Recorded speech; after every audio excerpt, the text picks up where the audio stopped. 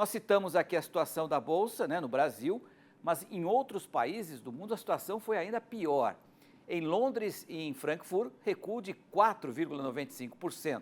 Em Paris, 4,26%. Em Madrid, 5,83%. E em Milão, na Itália, 6,53%. Além disso, o preço do petróleo registrou a maior baixa desde outubro nos contratos futuros. Vamos consultar o economista Roberto Troxter, né? Primeiro para analisar, né, quais são, obviamente, a gente sabe que teve o impacto das tarifas aí da China para os Estados Unidos, mas eu queria que o senhor explicasse um pouco para os pobres mortais aqui, né? Por que o mercado sentiu tanto isso, hein? Quais são as sinalizações, Troster? Boa noite. Boa noite, Patrick. Bom, não são pobres, né? Pelo contrário. Mas, em todo caso, o que acontece? Você começou uma guerra comercial. Estados Unidos colocou tarifas, a China deu troco com tarifas muito mais altas. Nesse primeiro round, você vai ter outros movimentos mais, você antecipa uma freada da atividade econômica. Quer dizer, a China vai vender menos para os Estados Unidos vai vender menos para a China. A atividade econômica global vai cair. Caindo as previsões de queda da atividade econômica global, o que acontece? O preço das commodities, metais e alimentos despencaram. Caindo esses preços, o que acontece? A rentabilidade das empresas no Brasil caem e de todas as empresas industriais no mundo caem. Caem por conta de um nível de atividade menor e um nível de concorrência maior. As bolsas aqui caíram pouco mais do que 3%, nos Estados Unidos 5%, você falou na Europa cerca de 4%. É um primeiro choque. Não é algo que vai terminar na segunda-feira. Possivelmente você vai ter mais ações e reações.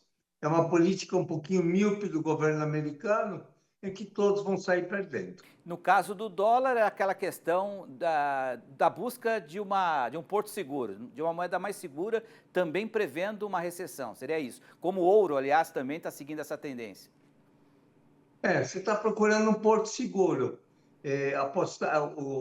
Aqui você tem, mas o fluxo cambial, quer dizer, como você espera, menos dólares entrando por conta do preço das commodities mais baixo, então, como você vai ter uma oferta de dólares menor, o razoável é que o preço suba, por isso que o dólar subiu hoje. Ô Troster, eu estava lendo hoje uma entrevista no UOL e o economista, aliás, o executivo, diretor executivo do Brasil no FMI, né, que é o Fundo Monetário Internacional, o André Roncalha, ele disse nessa entrevista que se houver uma retaliação geral aos Estados Unidos, né, como fez a China hoje, haverá uma pobreza coletiva no mundo. Você acha que estamos caminhando para isso ou, de repente, pode haver um acordo, né, para que isso não aconteça, hein?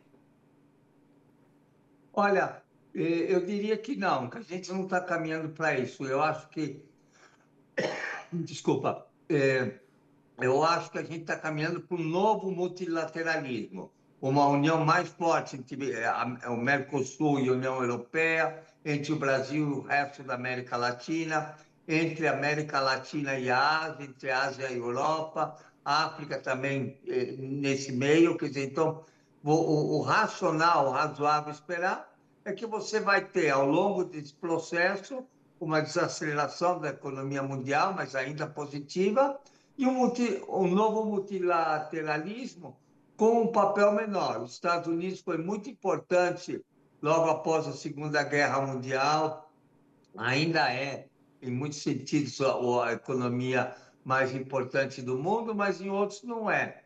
Em paridade de poder de compra, a China já produz mais, já é uma potência industrial maior. Então, o mundo mudou, você está mudando o eixo dos Estados Unidos para a Ásia. Tem uma história interessante que se chama a Armadilha de Tucídides.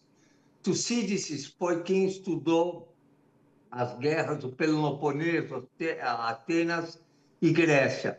E mostrou que quando uma potência começa a emergir, acaba às vezes em conflito. Isso aconteceu várias vezes ao longo da história, por isso que sempre se fala da Armadilha de Tucídides.